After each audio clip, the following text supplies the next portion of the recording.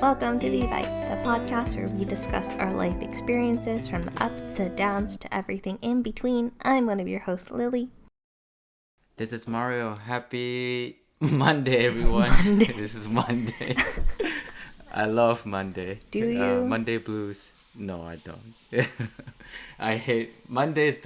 Actually, Monday, I don't really like it, but also the day that I'm the most productive. I don't know why. Maybe it's just sense of like You I need need to catch up start with work. catch I need up. to get things. I need to get things done. Essentially, usually I do most bulk of my work earlier the week, and then by Friday usually I'm less busy, if that makes sense. I think I'm a little bit slow to start work on Monday. And then I do the most of my work like Tuesday, Wednesday, Thursday, and then I slow down again on Friday. Interesting. Yeah. So I Monday. don't know if you know. Huh? Yeah, there's an interesting joke. I'm not sure if you heard of. So after Tuesday, like the lettering after like the Wednesday, yeah. Tuesday, and WTF? So yeah, so I don't know. For me, I think Monday I feel the most productive. Mostly because I'm like, okay, I'm gonna prepare everything, all of my stuff for my meeting for the rest of the week and get it done. Maybe everyone is different, but for me, I feel like Monday is where I have the most energy, which is counterintuitive, right? Because if you come in from the weekend, you'll be like, it's Monday, I'm tired. But I just know, I just feel motivated usually on Monday. And by Friday, usually my energy is gone and ready for the weekend. Oh, okay. I think we have similar thoughts, but I think I spend all of Monday planning all the work that I need to do for the next few days. And so Monday is a little bit slow, and then I like speed up more over the next few days. Interesting. So I've been a little slow. Okay, that's cool. Yeah, we'll start with something faster with this podcast, hopefully. So today I really want to jump into this topic that my friend brought up, which is called social comparison. Which Social comparison. I think if you live in an Asian family, this is a very common thing. And actually, I think this is probably a common thing across all races, not just limited to Asian. But on the high level, this is like a theory that came up back in 1954 by this philosopher called Leon Festinger. I hope that's the way to pronounce his name. But at a high level, what it is a way to compare yourself against others. So there are two ways to go about it, whether you're upward comparison or downward comparison. So upward means that you compare yourself to people who you think that are better than you. And then downward is the reverse, right? So comparing yourself to the people you think that are worse than you. And at least from my research, there are definitely a positive and negative effect of like comparing yourself to others. So for the positive side, definitely, right? Maybe let's take a step back and say like what normally people compare yourself to others. So things like attractiveness, wealth, intelligence, how successful you are, right? So those are the four common core thing that most people compare themselves to. And I'm pretty sure I myself can relate to that, and I'm pretty sure most of the people can relate to that as well, one way or the other. And as far as like the positive effect, definitely like it improves your self-esteem and motivate kind of like healthy self-improvement. So like if you think about, okay, if this person, say for badminton, right, this person is better than me at playing badminton, then my goal is to be either better in myself to beat them in the future, or improve myself in such a way that I can be better, right? And on the reverse side, let's say it could be something around like, okay, I'm dissatisfied with myself and I feel down, I feel remorse, and then potentially you could bluff or lying, or disorder eating too. That could be an effect of like basically a negative effect of like social comparison. So let me put a pause there, and maybe you can give your thought on those thus far. Like, have you experienced those, either the positive or the negative, or even the upward or downward comparison to yourself? Yeah, for sure. I think everybody does. Let's see. I think. Ooh, there's so much there. Let's see. I think there's a lot of comparison to be done, especially in like, how do I say?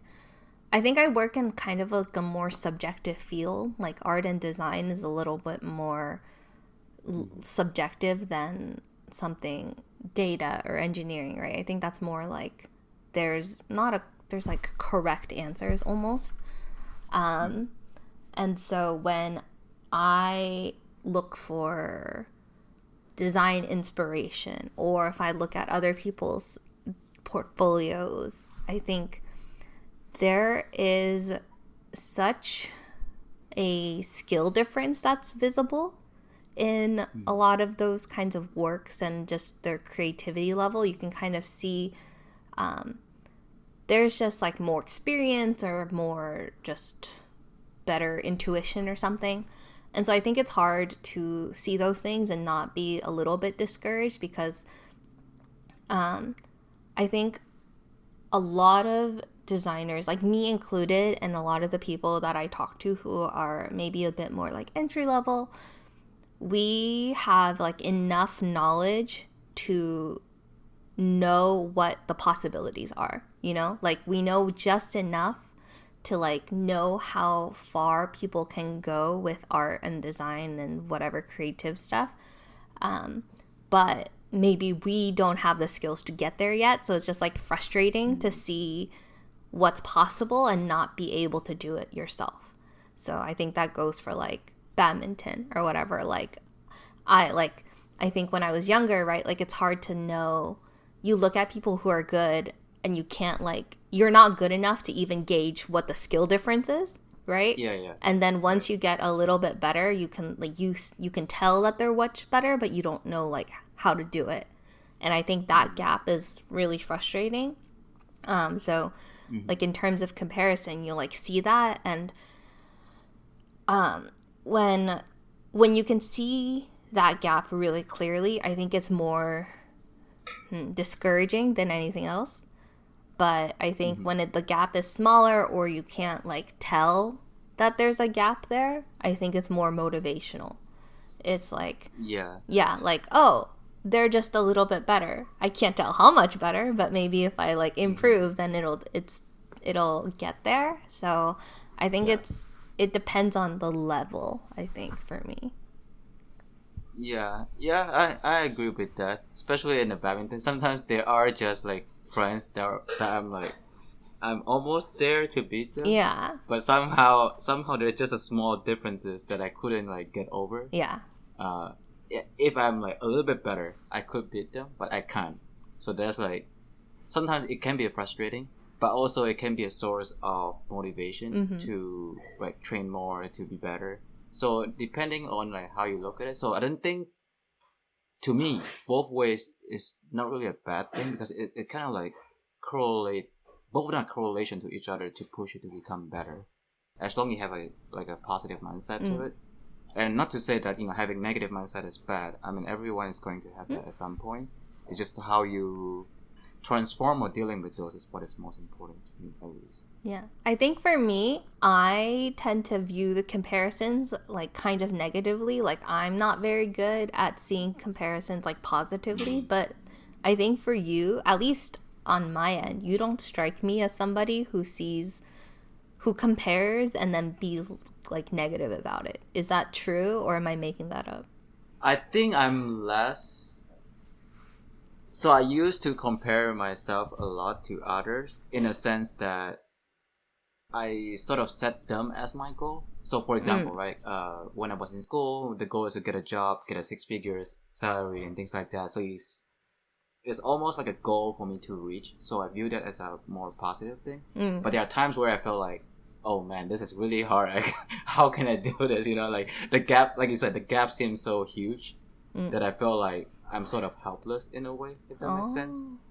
Yeah, I don't see you as somebody who like sees that comparison and gets down. Yeah, I guess I don't want to like maybe it's hard to kind of judge myself, but for me it's more, I feel like I can process things better and then be able to kind of like flip the switch really quick to from negative to positive, which I don't know if that's a good skill to have or whatnot, but I just try to like turn it into a positive light most of the time.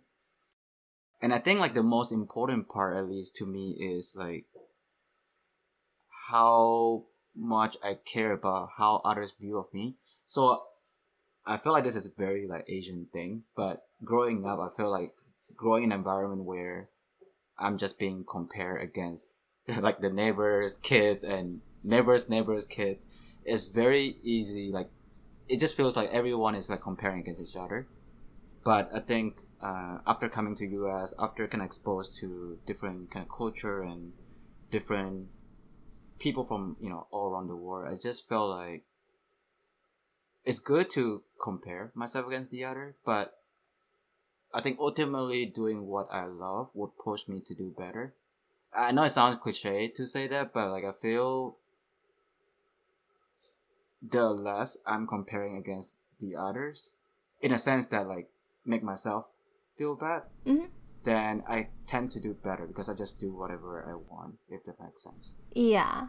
And I also think that like you kind of touched on this, but is I think a lot of like immigrant families have this like mindset where you like you have to compare because you have to be better than the people around you.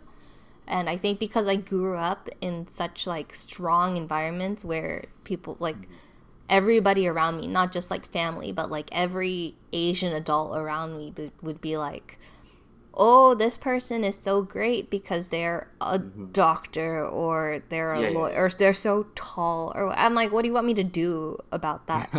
and so like when I do the things that I want, it was almost out of like rebellion because I was like, stop comparing. Like I was getting so mad and frustrated that they kept comparing me to people. I'm like, why am I not good enough for you? And so now when I grew up, I think I care less about the comparisons against other people because I have seen and experienced like too much comparison in my like childhood. And I think there's like this one meme that was like, oh, like I tell my mom like I'm gonna do what I want to do, and then my mom goes, but what about the opinions of our extended family and strangers? Like, and I'm just like, it just bothers me so much that that's like the culture of that, and it still goes on. I'm just ignoring it more often from my family, at least. Yeah, for sure. I think it's less prevalent here in US. I mean, there's still some, depending on where you live and which community you live, but it's less prevalent here. And I feel like here people can be more, how do I say, be more free, be more themselves, if that makes sense, right? It's like, let's say if I want to sing, I go to vocal school, or if I want to act, right, I go to acting school. Like LA is definitely a huge part of that, of being like free and being yourself. Whereas if you're in Asia, like hey, you need to become doctor, a lawyer, or engineer, or else you're a failure, right? So yeah, I think moving here is definitely like, I would say there are a lot of struggle, but also a lot of things that I learned that I wouldn't have learned in Asia if I like stayed there. So definitely grateful of that. But I think one thing I want to discuss with you is around the social media. So do you think social media is harmful or helpful, or both, when it comes to social comparison? So for example, like if I'm scrolling the reels on Instagram, I look at people traveling a lot, and I might have a negative tendency to social comparison, say. But what is your thought around social media in this like regard? I think it's almost, in terms of comparison specifically, I think it's almost always harmful. Like if you go with social media with the mindset that like I'm going to look at everybody else and see like where my life is different from other people's, I think that's gonna always be harmful. I think like I always go into social media being like, I'm just like looking. Like I just want to like know what other people are doing. It doesn't really have any effect on me because like they're them and I'm me. And so that's why I think like having the boundary with social media is important. And so for me, it's not like particularly harmful, but I think for a lot of people, they go in like they see one thing and immediately get like more discouraged, right? Because they're like, oh, I don't have what, like I really can't deal with all like the kind of the you know, the Amazon influencer type things, like, oh yeah, here are the top 10 things I bought this like this week or whatever, and people are like, oh, where can I get that? I want to be just like you. I think that's kind of the more harmful ways of social media. So that really bothers me. But at least the way I interact with it, it's not particularly harmful on my end. But yeah. I think for me, definitely, I would say both back then. I think, but now it's more in the positive light. So like if you post a lot of reels and you're trying to be quote unquote influencers, then I think it's a lot about number games, which I think is a very negative thing to. I mean, well, if you want to be self-sufficient influencer, then hitting certain number is sort of required to be self-sustainable.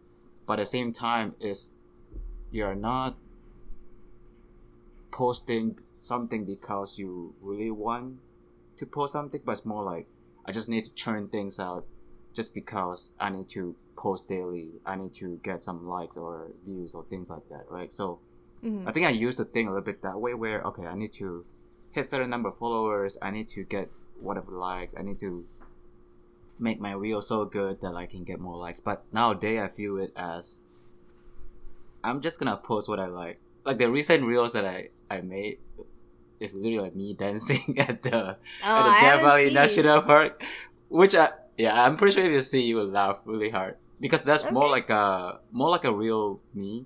Even though it's like super awkward for me to dance with like at the viewpoint with like 20-30 eyes on me on the other side of it, which I'm not comfortable doing that, but I'm pushing myself just because I felt happy when I'm going to the national park.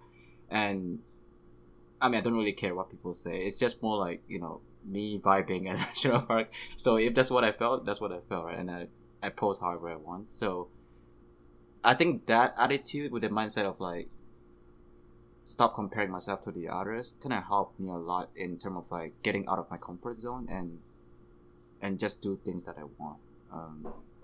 And that sort of helped me immensely, at least for the past few years. Like,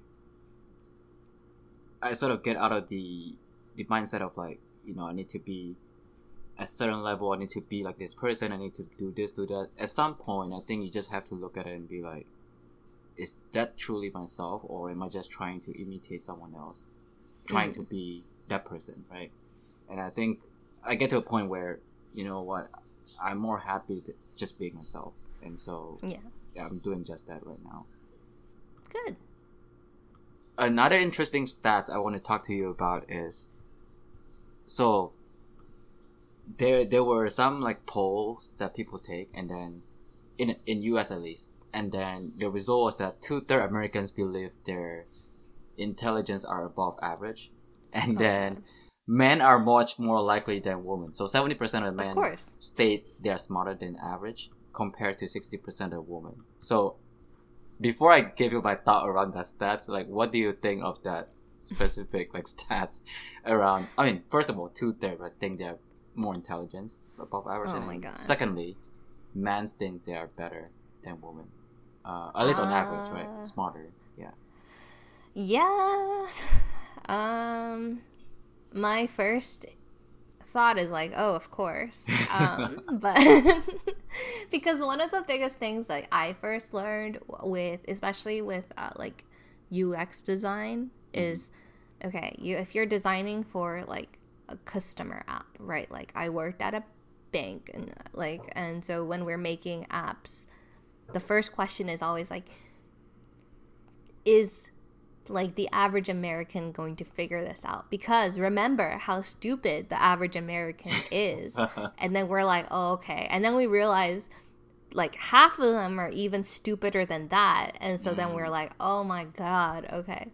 So I think people are not very good at gauging their own like sensibilities. So I can see why they would pull that way, but I don't know. It does kind of, I'm just like, oh, I'm not surprised, but I am like a little disappointed in society with the answer. I think my point of view on that is like, what is the relative of that comparison? Right? Because if you think of it from the statistic perspective, yes, most Americans probably get at least a high school degree, right? For the most part, that's almost like a kind of given. For the most part, most of the people at least get a high school degree compared to, say, other countries that may not be as well developed, where, right, maybe elementary school or middle school is probably the highest highest level of education they could get. And sure, if you compare like that, yeah, maybe I would say that's pretty true. But I would say if you try to compare against average, I don't think so. And especially the statement of like man, like more men think they're smarter than average than woman does. So the result of that poll is not surprising to me as well. Like I feel like most men would feel that way. I don't know if it's because of socio-economic like status or ego or what, right? But I felt like honestly I've seen women that are way smarter than men. So it's not like one way or the other, right? I'll say it's pretty much equal. But yeah, it is still a little bit surprising that some people just think they are better than average. I think it's hard to gauge yourself in that front, like how intelligent you are. So yeah. I would say take it with a grain of salt, to be honest. Yeah. And I think lastly, maybe if you have advice, I would say like so for those who like, have been like trying to compare right against the others on what are the positive or negative like of things, how like what works for you in terms of like how can you stop comparing yourself to others? Is there anything that you do to kind of avoid that, or what? Anything that you have done in the past to kind of help you get over the edge of like not comparing yourself to others anymore, or at least less than before? I think it's all about like noticing and like self-awareness. I don't think it's possible to just tell yourself to just like stop comparing, but it's really easy to like start off with the mindset of like I'm not comparing, and then slowly like realize that your mind is shifting to like, oh, I wish I did that, or I would like that life would be really cool. And I think like once you start noticing those things and you when you realize it, you like put your phone down or whatever it is. At that point, when you start to do that more, it'll become more habitual, and then you'll catch yourself sooner and sooner until you whenever like as soon as you have like a thought about comparison, you'll probably like realize it and then like have to shift. It's definitely going to take some like time and effort, but for the most part it's about like self-awareness, I think. I think for me it's more like committing to being grateful for what is good in your own life. So for example, appreciating the friend circle that you have, maybe even as small as like meeting up with your friends in a cafe, have a small talk. That itself is like the feeling of gratitude of what you have in your surrounding will kind of help you not looking at others and feel like, oh, I need to be that person to feel better about myself, if that makes sense. I think like being, yeah, like you said, like being self-aware of like what you have, what is the good things that you have in life, whether friends, family, like travel and whatnot. Like I think being able to focus on that like would help you immensely. And then I think like just do things that you enjoy doing. I feel like without putting negative light to it, I think it's really hard to do that for sure. Because everything that you do, you're because human is just a devil's advocate. You can always like try to say, oh, if I do this, this is the positive thing, this is negative. You're always going to do that. But then I think if you focus more on this is what I do, or what I want to do, this is the journey it's gonna take. It's gonna be an incremental improvement thing, and every time you go, you just focusing on improving very little tiny thing that you do. Eventually, you'll become great. So I think just focusing on that will be helpful. Just like the snowboarding that I did, like I went at 3 times already snowboarding with friends, and every time that I go, I just want to practice something that I have never learned previously yet. So just incremental improvement would be helpful, or at least like a small goal you can set for yourself. Instead of be like, oh, I need to beat that person, which is like very far reach. That right? You have to set a goal that's like small enough that you can feel a victory by the end of the day. Yeah. That'll make yourself feel better, and also would help you not comparing yourself against the others. So that's pretty much like what I want to talk about, because I feel like this is a very big thing. At least to a lot of the friends that I know, like comparisons everywhere, and I just want to talk about it because it seems like a interesting and as well as like a topic that's relatable to everyone. But let us know if you have any comments or your experience at least on social comparison, and we're more than willing to dive into it some more in the future. But with that, happy Monday, and we'll talk to you guys in a few more weeks. Bye. Bye.